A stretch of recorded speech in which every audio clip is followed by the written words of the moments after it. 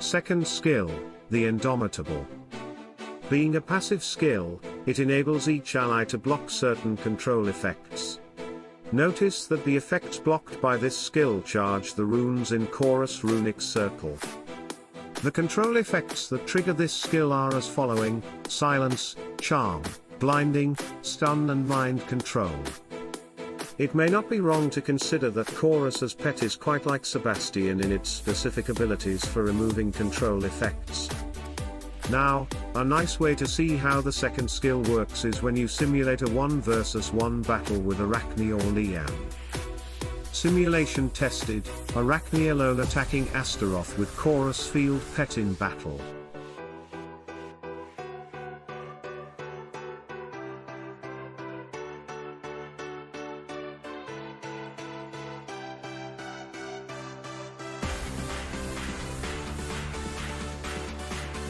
As you can see from the first test, Khorus was able to block Arachne's stun.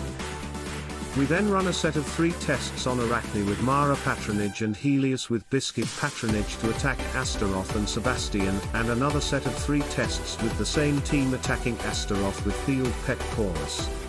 One of the tests we put 2 tanks with the purpose of Sebastian being in the 3rd row. Results. During the first test set, Astaroth with Sebastian was under stun for 66 seconds out of the 120 seconds, 74 seconds out of 120 seconds, and 60 seconds out of 120 seconds of the test battle duration. During the second test set, Astaroth with Khorus was under stun for 42 seconds out of 120 seconds, 66 seconds out of 120 seconds, and lastly 37 seconds out of 120 seconds of the test battle duration. The sample size is small, but the results are really consistent. Please bear in mind that with this test data, our purpose is not to insinuate that Khorus is better than Sebastian, but to suggest that Khorus is quite as good as Sebastian to block negative effects.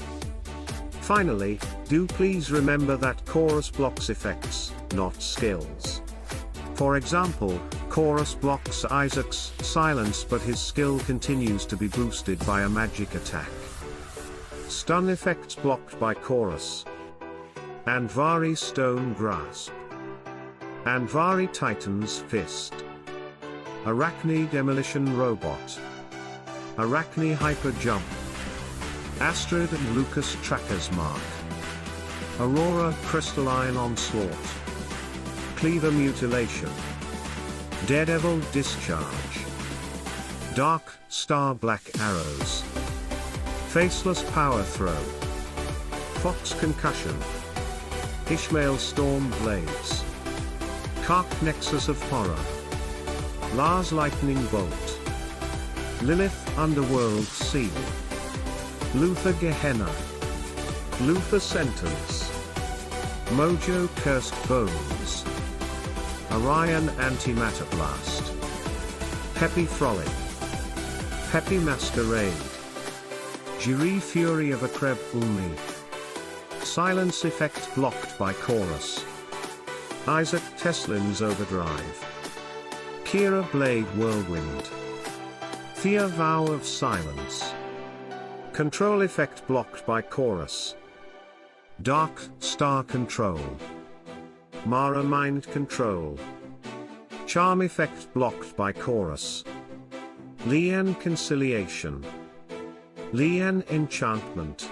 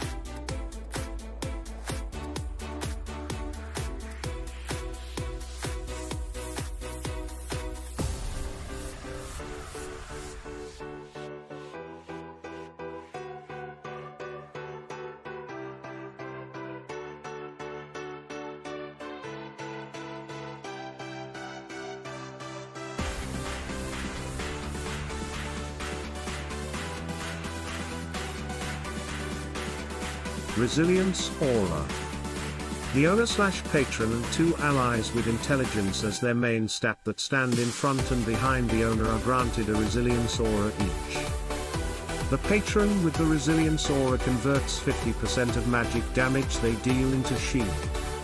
The allies with the aura convert 25% of magic damage they deal into shield. The shield absorbs some of the physical damage taken. The damage absorbed scales with the hero's missing health. Owner's max shield health, 100,000. Allies max shield health, 50,000. For test purpose we set up a battle between Celeste and Andvari. As you will see from the battle, a Celeste attack charges up the shield. The shield is visible but it is not active in beginning of battle.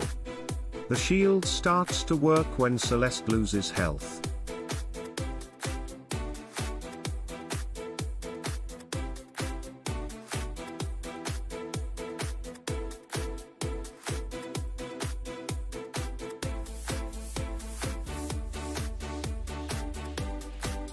Resilience Aura can affect not only an owner of the Khorus patronage but also 2 allied heroes with the intelligence main stat, one that is behind the owner and one that is in front of them. If there are other non-intelligence based heroes between the owner and 2 allies with the intelligence main stat, they are ignored for the purpose of defining the heroes who should be affected by Resilience Aura. In this way we point to which heroes get the Resilience Aura.